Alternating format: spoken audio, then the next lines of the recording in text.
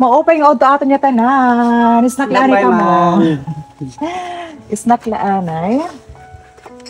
Yung burger with pang orange. And of course, bago tayo magsimula, may simpleng regalo ako sa inyo. Ayan. So, simple lang to siya, pero... Snack tayo, guys. Simple lang ito, pero bukal sa aking kaloob. For you. And for you. Wow. So, sabay niyong buksan. Yung mahiwagang... mahiwagang wallet. Yes. Wallet. Check niyo yung quality ng product na yan.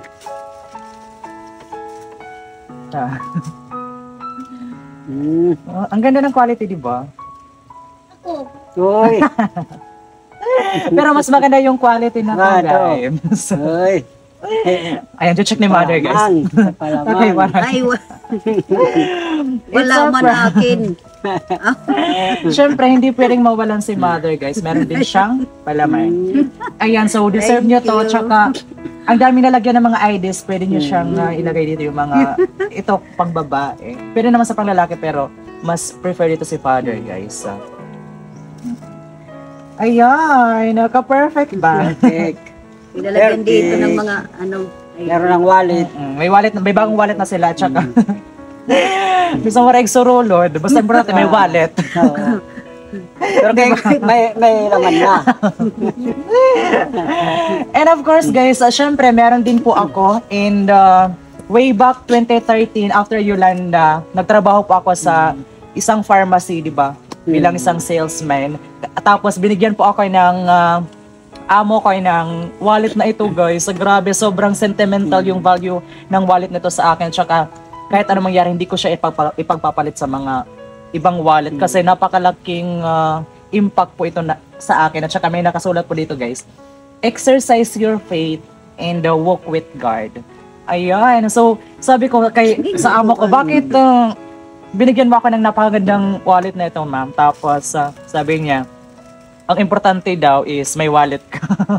Kasi sabi ko, wala naman akong igsurulod ba yun that time. Then after that, nagtrabaho ako ng Jollibee. Tapos meron akong regular customer na senior citizen ba.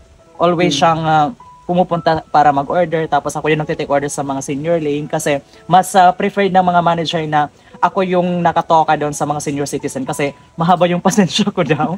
Tapos love na love ako ng mga senior citizen doon. Tapos may isang customer na regular talaga siya. Always pag ako yung nagtitake order, always siyang happy. Then, nagulat na lang ako, after ilang days, hindi na siya nagpupunta doon. Kaya, nalaman ko after a few years na bumalik siya, tapos, binigyan niya ako, guys, ng $1.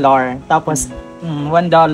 Then, grabe din yung sentimental value ng senior na to sa akin kasi, sabi niya, na-miss niya daw ako, tapos, kahit nandun siya sa ibang bansa, parang namimiss niyang pumunta sa Jollibee, gano'n. Tapos, ito, binigyan niya ako, tapos sabi niya, palagi mo daw ilagay sa wallet mo kasi dodoble daw ito or triple. Parang, totoo nga, di ba? Pag nakalagay talaga ito dito, guys, parang tumutubod siya or parang lumalago.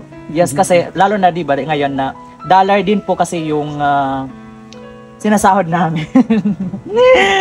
Kaya grabe din po talaga yung impact ng senior citizen na yun. At saka, basta nakaka-proud po talaga siya. Kaya I'm so very happy at saka napakalaking tulong ng wallet na ito sa akin.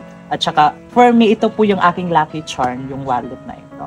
Kaya sa lahat po ng mga naging parte ng story na to, thank you so much po talaga sa inyong lahat. Thank you po. Yeah, so, kumbaga, sa suporta nyo sa amin. So ngayon, yung ginagawa ko is sharing my blessings to everyone. Kasi, di ba, ang sarap sa pakiramdam na ikaw yung nag-share kasi nga, ikaw yung pinagpapala ng Panginoon. Kaya, deserve po ng mga taong nakapaligid sa akin yung mga bagay na meron din po ako ngayon.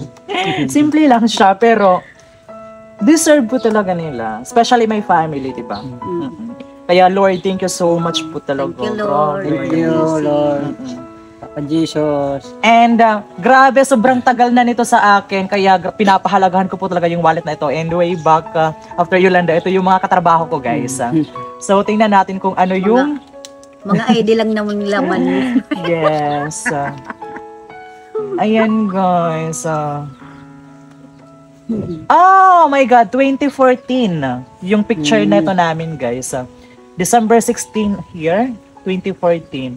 So, yung mga katrabaho ko dito sina Ate Maymay at saka sina Danme, Maika.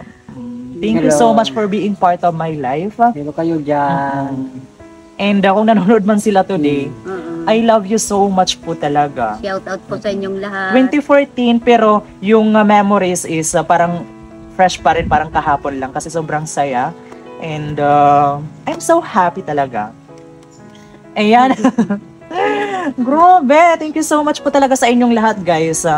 Kaya, anong kwento nyo sa mga sentimental value na meron kayo, guys? Just comment down below para ma-inspire din yung ating mga commentors at saka yung mga nagbabasa ng comment sections. So, by the way, hanggang dito na lang po muna tayo, guys. Nag-enjoy ba kayo? Enjoy, syempre. So, thank you so much everyone for watching. Marami po kaming gagawin today. And magluluto pa si Mother ng aming pananghalian. And si Father naman is magagawa ng kanyang, syempre, Mga gawain. So, thank you so much everyone for watching. See you again on our next video. Bye-bye! Bye. Mwah.